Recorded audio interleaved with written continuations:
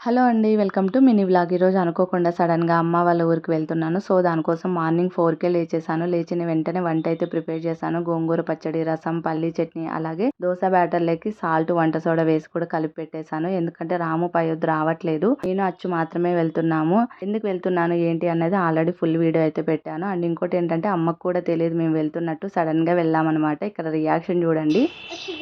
ఎప్పుడు దిగిరిలో రక్తం వచ్చింది చూడు. చూడు. అవునా అర్జుడు అవ్వ పిలుస్తుంది, నీకే చూపిస్తుంది. బాయ్ చెప్పు. అన్నాను పిలుచుకురాలే.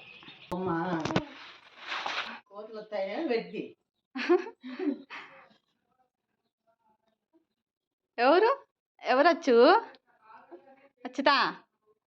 అమ్మా బాగుంది.